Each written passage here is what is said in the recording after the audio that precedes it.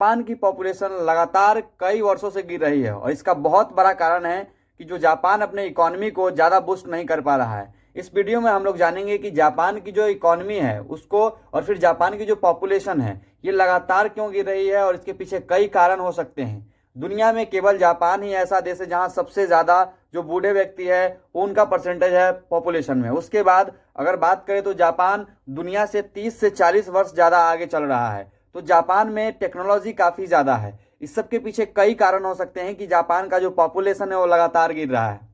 Japan की population crisis को हाल ही में कहा उन्होंने, उनके प्रधानमंत्री जी ने कहा था कि जो जापान है एक दिन दुनिया से गायब हो जाएगा। इसके पीछे तर्क यही था कि जापान का जो पॉपुलेशन है लगातार गिर रहा है, डिक्लाइन कर रहा है और जापान के लिए चिंता का विषय है। आपको ये देख एक डेटा है जो मैं दिखाता हूं कि जापान की पॉपुलेशन ये पहली बार नहीं है जब गिरा है, क्योंकि जापान की पॉपुलेशन इससे कई बार पहले भी गिर चुकी है।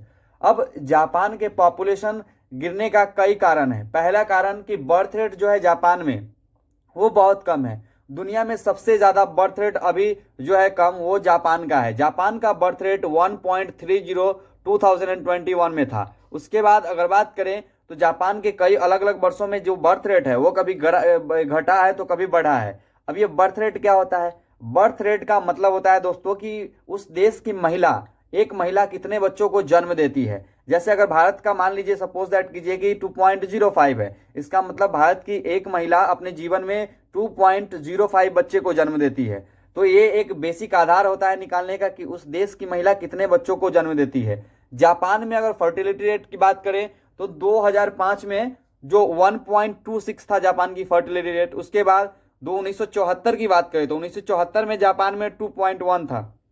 तो 1974 में अगर 2.1 था और 2005 आते आते 1.26 हुआ, इसका मतलब हाफ आ गया डायरेक्ट। मतलब उसकी जो जनसंख्या वृद्धि है वो लगातार कम हो गई, आधे से ज़्यादा कम गई है। उसके बाद 2016 में जापान की पॉपुलेशन थोड़ा बढ़ी, मतलब 1.41 बर्थ फर्टिलिटी रेट आ गया। तो ये जापान की पॉपुलेशन कभी गिर रही है कभी बढ़ रही है। इसका बहुत बड़ा मेजर कारण है एम्प्लॉयमेंट और टेक्नोलॉजी। इसके बारे में भी हम चर्चा करेंगे। लेकिन जो आसपास के देश है जैसे चाइना, इंडिया, जो बड़े कंट्रीज है दुनिया में, उसकी पॉपुलेशन की बात करें तो इंडिया का जो बर्थ फर्टिलिटी रेट है वो है 2.05। मतलब इंडिया में जो एक महिला है अपने जीवन काल में 2.05 बच्चे को जन्म देती है। ये सभी डेटा मैं आपको 2020 का बता रहा हूँ। चाइना में ये आंकड़ा 1.28, यूएसए में 1.64 और पाकिस्तान में 3.56 जो ये बर्थ फर्टिलिटी रेट सबसे ज्यादा। उसके बाद अफगानिस्तान की बात करें तो 4.75, लगभग 5 का बर्थ फर्टिलिटी रेट है अफगानिस्तान में। तो दुनिया में कई और देश हैं जहां बर्थ का जो फर्टिलिटी रेट है वो काफी ज्यादा आपको देखने को मिलेगा। लेकिन जापान दुनिया में पहली ऐसी कंट्री है जिसकी सबसे कम बर्थ रेट है।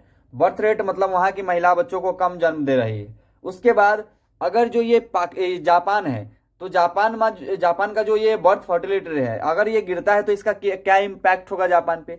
तो जापान पर मेनली 4 इम्पैक्ट होने वाले हैं। पहला, जो उसके लेबर फोर्स है जापान का वो लगातार डिक्रीज करेगा।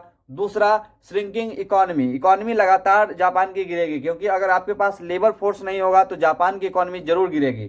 तीसरा है मिलिट्री का कम होना। देशभक्ति की जो भावना है वो भारत में बहुत अच्छे लेवल की है, बहुत बड़े लेवल की। जापान में ये धीरे धीरे कम होता जा रहा है। कई रिपोर्ट्स ये बताते हैं कि जापान की जो पॉपुलेशन है उसका बहुत कम हिस्सा है जो अभी देशभक्ति में लगना चाहता है, मतलब मिलिट्री बहुत ज्यादा कम हो रहा है। उसके बाद जापान का जो रिलेशन है वो लगातार नेबरिंग कंट्रीज के साथ जो है वो अच्छा है नहीं, जैसे चाइना के साथ, नॉर्थ कोरिया के साथ, रसिया के साथ। तो जापान का जो रिलेशन है लगातार खराब होता रहा है जो नेबरिंग कंट्री है जो उसके साथ। तो ये जो इम्पैक्ट है लो बर्थ फर्टिलिटी रेट का, ये जापान पर 4 जो मेन रीजन है यही होने वाले हैं। उसके बाद अगर जापान की बात करें तो जापान का पॉपुलेशन कैसे डिक्लाइन किया, इसके बहुत सारे पॉइंट है। पहला पॉइंट कि पुअर वर्क लाइफ बैलेंस, मतलब कि जापान में जो वर्क लाइफ बैलेंस है और जो ये बहुत ज्यादा है, मतलब जापान के लोग हैं जो लाइफ को बैलेंस नहीं कर पाते हैं वर्क के साथ। यानी कि जापान में ज्यादातर लोग बहुत टाइम तक काम करते हैं जिसके कारण उनके लाइफ में बैलेंस नहीं हो पाता वर्क का और लाइफ के जो एक्सपेक्टेंसी है उसका। उसके बाद हायर एजुकेशन, जापान में इतनी ज्यादा हायर एजुकेशन टेक्नोलॉजी से हो चुकी है कि वहां की जनसंख्या लगातार हायर एजुकेशन में ही व्यस्त रहती है। उसके बाद अगर बात करें तो technology, high cost of raising a child को पालने में बहुत ज्यादा पैसा लगता है। उसके बाद एम्प्लॉयमेंट, सबसे बड़ा कारण कि जापान में एम्प्लॉयमेंट जो है वो काफ़ी कम है। तो इसके कारण जापान की जो जनसंख्या है लगातार गिर रही है। उसके बाद अगर आपको एक डेटा बताते हैं कि जापान की 40% जो जनसंख्या है, लेबर फोर्स है, वो नॉन रेगुलर है। इसके कंपैरिजन में और देशों की बात करें तो ज़्यादातर आपको रेगुलर मिलेंगे, लेकिन जापान में एक खासियत यह है कि जापान की 40% पॉपुलेशन मतलब लेबर फोर्स का वो अभी तक नॉन रेगुलर है। इसका मतलब जो एम्प्लॉयमेंट का जो रेट है जापान में वो काफ़ी कम देखने को मिल रहा है। हाँ, उसके बाद हाई लाइफ एक्सपेक्टेंसी हो सकता है, एक्सपेक्टेंसी जो जापान है, तो जापान की जो लाइफ एक्सपेक्टेंसी है मतलब जापान की जो लोगों की जो एक एवरेज एज बताई जाती है कि उतने लोग जीते हैं जापान की, वो आपको मिलेगा 85 ईयर्स 2016 है उसमें। तो जापान में जो ये लाइफ एक्सपेक्टेंसी है तो ये काफ़ी ज़्यादा है। इसके कारण जो जापान है तो जापान में ये देखा जा रहा है डिक्लाइन का ये बहुत बड़ा सोर्स माना जा रहा है। उसके बाद अगर बात करें आप तो जापान का जो स्पेंड है, जापान स्पेंड करता है हॉस्पिटल, जापान की जो पॉपुलेशन है वो ज़्यादा स्पेंड कर रहा है अभी के टाइम में हॉस्पिटल में। इसका एक डेटा आया था कि 2011 में 2.9% जो लोग हैं जो 75 से 79 साल के हैं वो पूरे के पूरे मतलब 2.9% जो है जापान की पॉपुलेशन का वो हॉस्पिटल में ही रहते हैं। जो बर्थ ये एज है 75 टू 79 के बीच।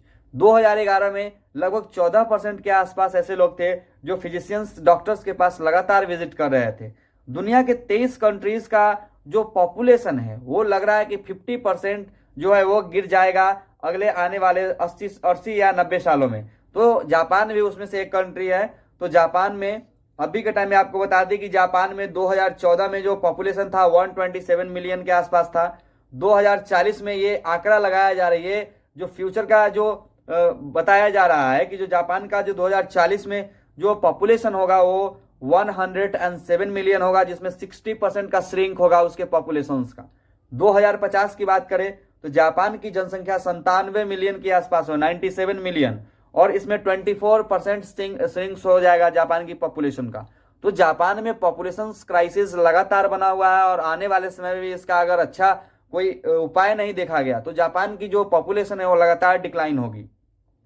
उसके बाद जापान की पॉपुलेशन में एक बड़ा आपको पोर्शन जो बूढ़े लोग हैं उनको मिलेगा।